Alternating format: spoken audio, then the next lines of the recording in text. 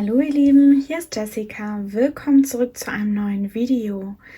Ich würde euch gerne dieses Buch vorstellen. Es ist kein Malbuch, mal was ganz anderes. Und zwar ist es das Big Book of Color Charts, also das große Buch der Farbtabellen. Und ich denke, das ist das einzige Buch, das so eine ausführliche Auflistung hat.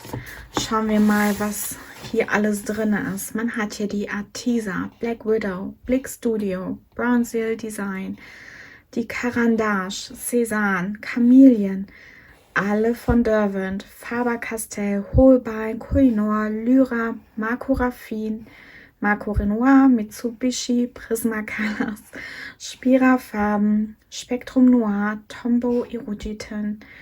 Dann hat man hier noch Platz für Luminance und Lightfast Kombos.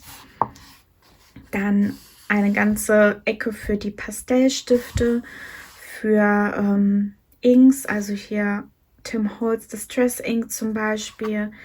Dann Aquarellstifte, Marker. Dann hat man hier eine Farbtabelle, die komplett frei ist, wo man all seine Rottöne, Orange, Gelb, Grün, Blau und so weiter, nicht unbedingt nach Marken, aber wirklich nur nach Farben sortiert, damit man eine Übersicht hat von allen Stiften, die man hat, in jeder Farbgruppe.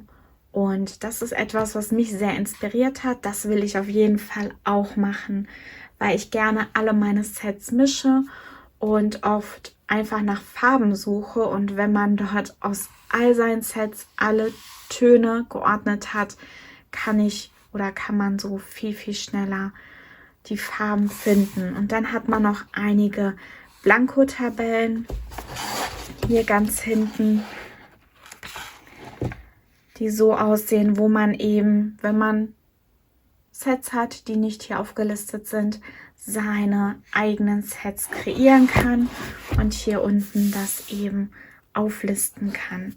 Man hat hier auch einen Seitenindex, so dass man die Tabellen eben sehr, sehr gut finden kann, wenn man nach den Seitenzahlen sucht. Ich zeige euch hier mal ein paar Beispiele. Hier hat man noch so ein bisschen Theorie, was man verwenden kann. Dann viel Platz auch für Notizen. Man hat hier auch sehr viele Zeichnungen drin, die man eben mit den Farben, die man hat, oder mit den Farbsets ausmalen kann. Aber im Endeffekt sieht es so aus, dass man eben seine Farbtabelle immer auf einer Doppelseite in Übersicht hat. Hier hat man als Beispiel die Arteza, dann hier das Monarch-Set. Dann hat man hier wieder was zum Ausmalen. Hier kann man seine Farbkombination sortieren. Alles über die Blick Studio Pencils, Bronzeal Design. Und hier zum Beispiel auch sortiert die Caran-d'Ache Luminance.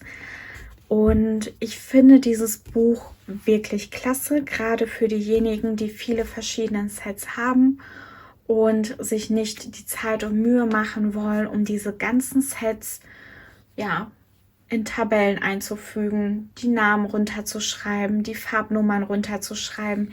Hier ist alles fertig und viel Platz für Notizen oder eben verschiedene Farbkombinationen, die man sich noch aufschreiben möchte. Also wirklich, wirklich ein tolles Buch dafür. Was mich persönlich stört, ist hier zum Beispiel bei den Caran-d'Ache Luminance, die 76 Farben sind super schön sortiert, wenn man die Sortierung mag, von Weiß über die Grau- und Brauntöne. Hier unten hat man die Blautöne, hier mittendrin die Gelb-Orange-Töne. Nicht meine Art der Sortierung, aber jedem das seine. Und Luminance haben ja ich glaube irgendwie vor einigen Monaten zusätzliche Farben rausgebracht. Und zwar insgesamt 24, wenn ich mich richtig erinnere. Genau, steht hier sogar. Und die sind hier nochmal extra aufgelistet. Mich persönlich würde das stören. Ich würde das gerne eingefügt in einem kompletten Set haben und nicht 76 hier und den Rest hier. Aber ich kann auch den Sinn dahinter verstehen, weil die meisten jetzt erstmal das 76er Set haben und sich den Rest eventuell kaufen.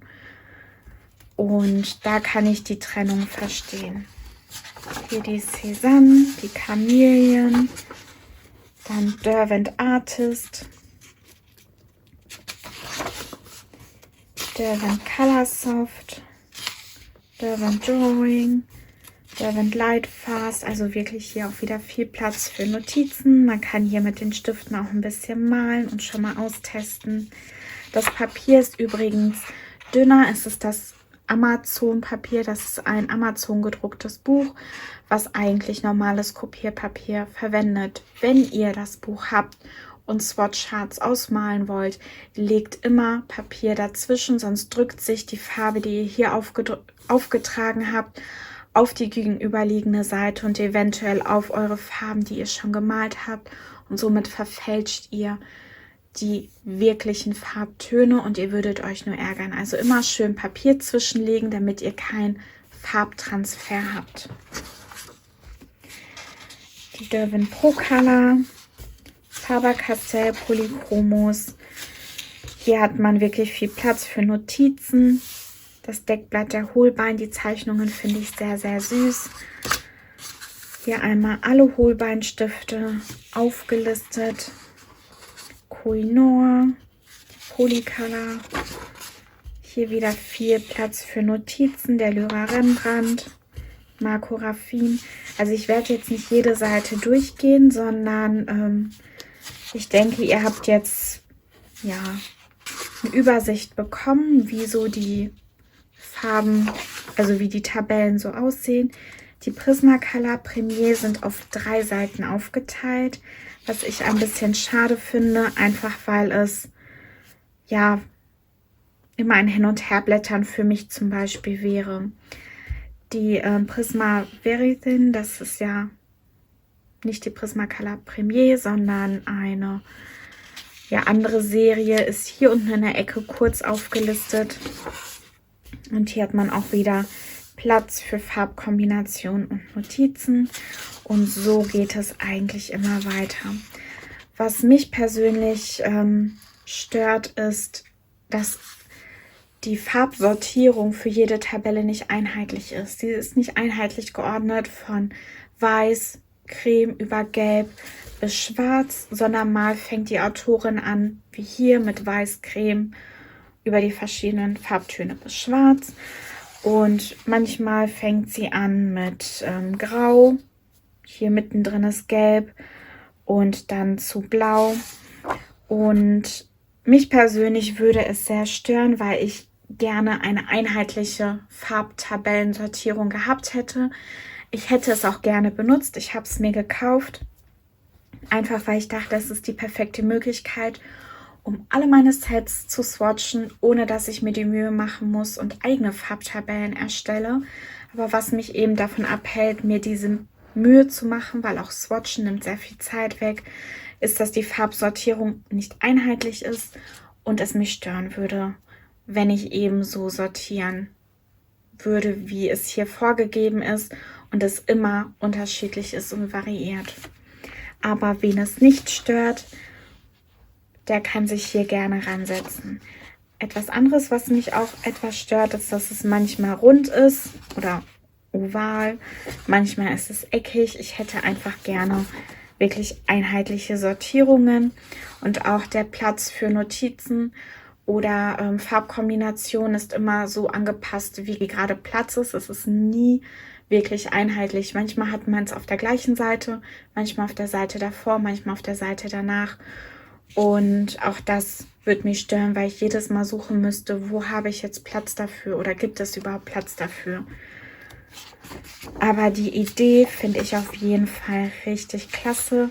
Und ich denke, wer viele Sets hat, der wird kein vollständigeres Buch finden. Vor allen Dingen, weil man hier hinten halt auch blanko Platz hat, um seine eigenen Farbtabellen hier nochmal niederzuschreiben, wenn man eben Sets hat, die nicht in dem Buch drin sind. Ja, Ich hoffe, ich konnte euer Interesse wecken. Dieses Buch wird auch unten in der Infobox verlinkt sein für diejenigen, die es interessiert. Auf jeden Fall finde ich es eine sehr, sehr schöne Idee.